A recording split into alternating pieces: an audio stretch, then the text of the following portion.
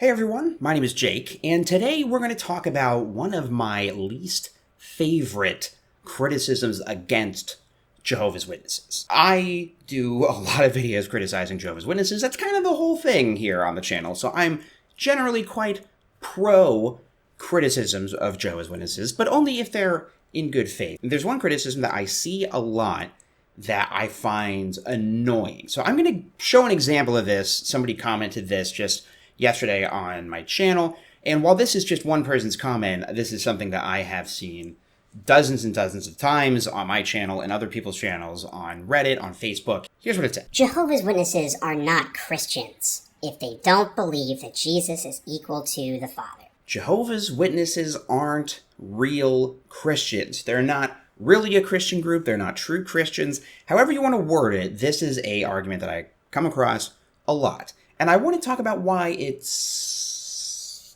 dumb. My main issue with this argument is that it presupposes that the entire underlying existence for Jehovah's Witnesses is true.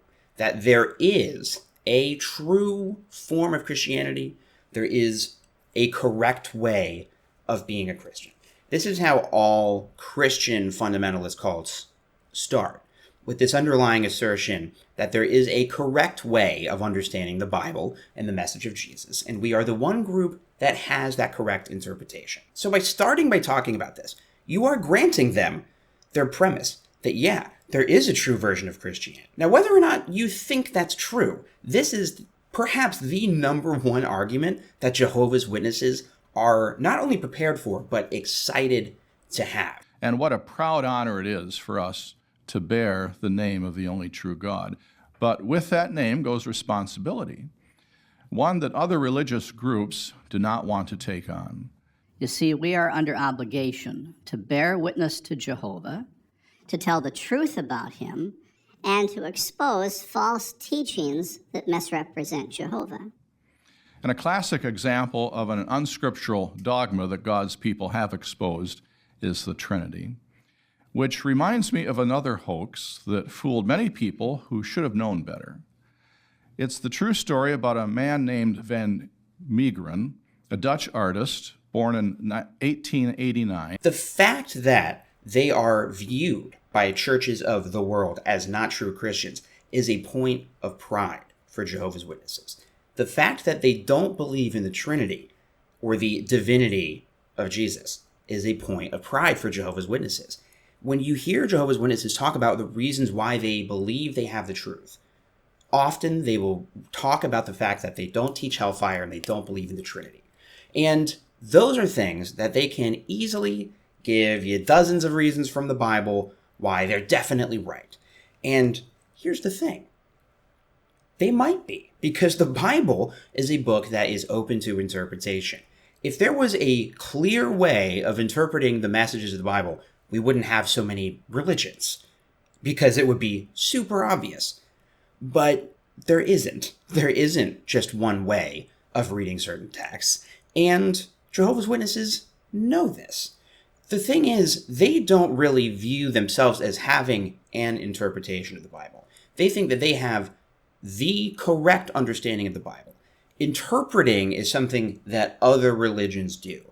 So as soon as you get into a discussion on whether or not they technically, on subjective merits, qualify as Christians, you're giving them all the power in the conversation, because at best, the only way that conversation is going to go is, well, I have my reasons for believing that I'm right, and so do you, but we're the only organization that does X, Y, Z. The thing is, a lot of people who make this argument are people who leave Jehovah's Witnesses and feel that they have, since leaving Jehovah's Witnesses, found a truer version of Christianity. And I am now an atheist, but for a good long while, I considered myself to be like a non-denominational Christian. And I had a lot of joy in going through the Bible, a different translation with no preconceived notions, and going through it. And I did feel that Jehovah's Witnesses were misrepresenting Christianity, that they were not really followers of Jesus, all that kind of stuff. In fact, I started to think that the Trinity was really the most, I don't know if like most legitimate would be the right term, but like the most like satisfying, like resolves the most plot holes in a way. But of course it introduces a host of others, right? The point is though that Jehovah's Witnesses are excited to have that conversation, and they will not leave thinking that you have changed their mind, because the leadership has answers for them. They can go to jw.org or the Watchtower Online Library and find any number of thousands of articles defending their positions on why they are true Christians. If you want to engage in critical conversations with Jehovah's Witnesses and get them off their feet, you have to try and use their own logic against them, or point them towards things that their leaders don't have answers for. Why aren't they allowed to do research on their own religion?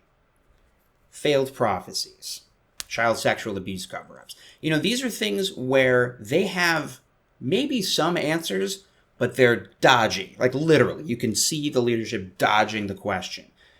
And that's the kind of thing you want to try to engage with, because that's the kind of thing where they might start to realize that their organization doesn't have the answer to everything.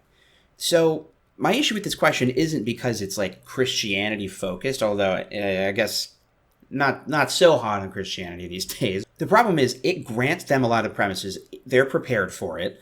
They're going to be validated by that conversation, and they have plenty of answers that can dissuade them from thinking critically.